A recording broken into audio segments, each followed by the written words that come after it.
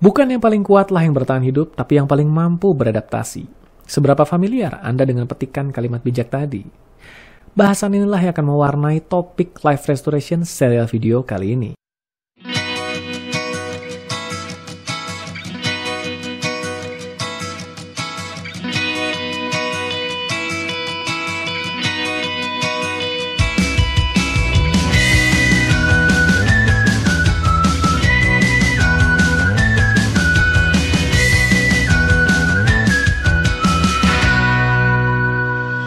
Halo para sahabat sekalian dimanapun Anda berada, kembali berjumpa bersama saya Agus Kanalendra di Life Restoration serial video yang seperti biasa hadir membersamai Anda di setiap akhir minggu menyajikan berbagai inspirasi seputar restorasi kehidupan dan transformasi diri, termasuk yang akan kita ulas di episode kali ini, yaitu pentingnya adaptasi. Bukan sebuah kebetulan tema adaptasi ini diangkat menjadi topik bahasan di episode kali ini karena memang tema itu mewakili apa yang dihadirkan di episode kali ini, yaitu sebuah adaptasi.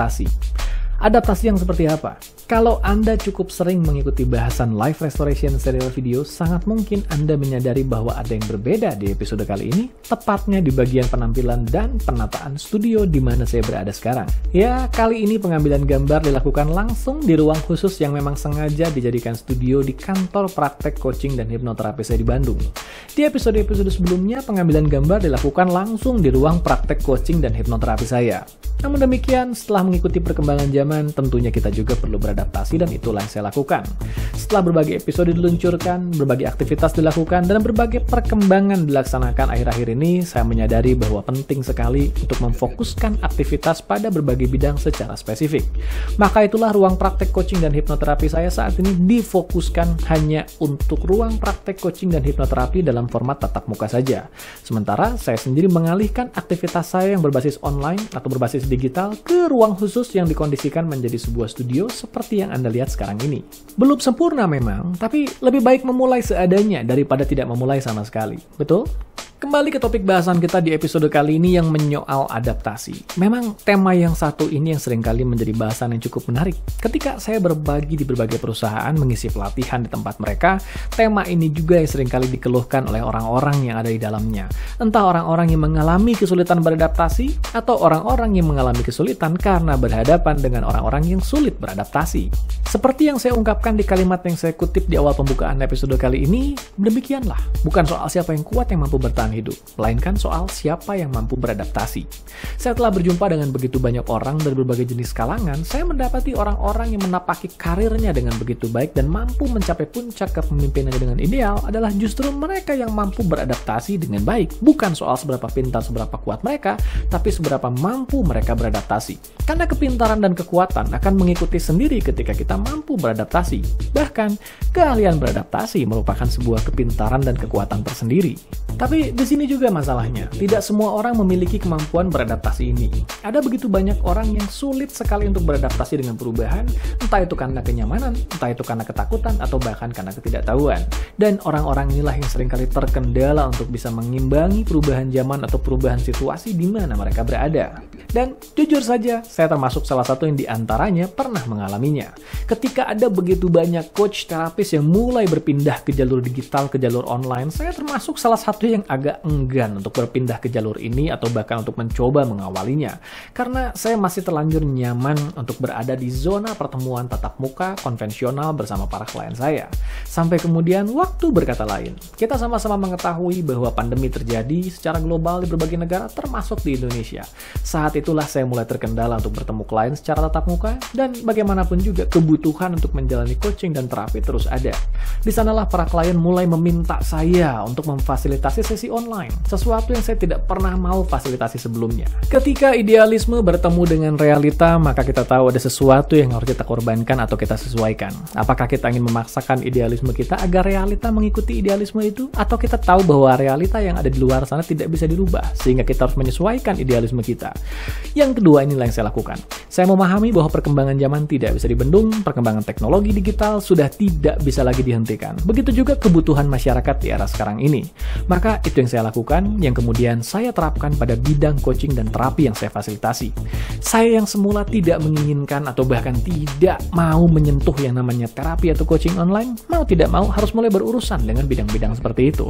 Itulah yang saya lakukan dan saya fasilitasi yang seperti Anda lihat sekarang ini di ruang studio ini. Jika sesi-sesi tatap muka masih saya lakukan di ruang praktik coaching dan hipnoterapi saya di sebelah sana, maka saat ini saya memfasilitasi sesi online dan termasuk juga menyediakan konten-konten online untuk saya unggah di YouTube channel saya dan bahkan di podcast channel saya di Spotify. Semata memang karena hal ini sudah menjadi sebuah kebutuhan, sudah menjadi sebuah gaya hidup yang umum sekali dilakukan oleh kita semua, maka daripada kita bersikeras ingin bertahan di zona konvensional lama, mau tidak mau kita juga perlu beradaptasi dengan perkembangan zaman ini. Bukan hanya saya, Anda bisa mendapati bahwa ada begitu banyak bisnis konvensional yang mau tidak mau harus mengakomodir perkembangan zaman, sehingga mereka menyesuaikan sistem bisnisnya agar bisa mengimbangi tuntutan di era digital ini. Saya tidak sedang mengatakan bahwa saya beradaptasi dengan baik, dengan benar, dengan sempurna. Karena jujur saja masih ada banyak sekali kekurangan di sana-sini. Tapi paling tidak pesan yang ingin saya sampaikan melalui video ini adalah mari sadari pentingnya beradaptasi. Dimanapun itu bukan hanya soal teknologi, tapi juga soal lingkungan atau soal situasi dimanapun kita berada. Sadari bahwa yang disampaikan di kalimat pembuka awal video ini merupakan sesuatu yang perlu kita resapi dengan sedemikian kuatnya. Bahwa bukan soal siapa yang kuat yang mampu bertahan hidup, tapi soal siapa yang mampu beradaptasi.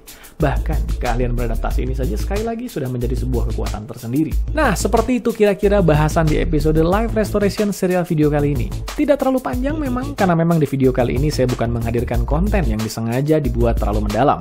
Yang ingin saya hadirkan adalah perbedaan pada penataan pada penampilan yang menjadi sebuah tanda bahwa saya pun beradaptasi dengan perkembangan zaman. Nah, kalau saya sendiri yang sedemikian kuatnya melekat pada zona konvensional dulunya bersedia untuk beradaptasi mengikuti perkembangan zaman, maka saya yakin Anda pun siap untuk mengikuti perkembangan zaman ini, beradaptasi mengikutinya dan menyeimbangkannya. Dan ingat, yang paling penting, adaptasi ini bukan hanya soal teknologi atau digitalisasi, tapi adaptasi pada berbagai aspek kehidupan, adaptasi pada lingkungan, adaptasi pada perubahan, adaptasi pada apapun itu yang kita alami di sekitar kita. Mari kita sama-sama menjadi pribadi yang adaptif. Sampai jumpa di Live Restoration serial video episode berikutnya, di mana di episode berikutnya kita akan mulai kembali mengulas berbagai bahasan tentang restorasi kehidupan secara lebih mendalam.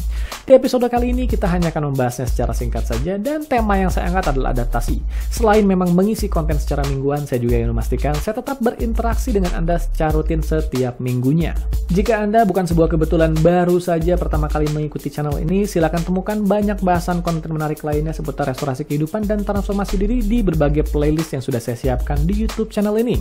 Subscribe juga YouTube channel ini, Agus Kanalendra, kalau Anda belum subscribe, dan aktifkan lonceng notifikasi sehingga Anda bisa menjadi salah satu dari mereka yang pertama mendapatkan informasi setiap kali saya mengunggah berbagai konten terbaru di YouTube channel ini.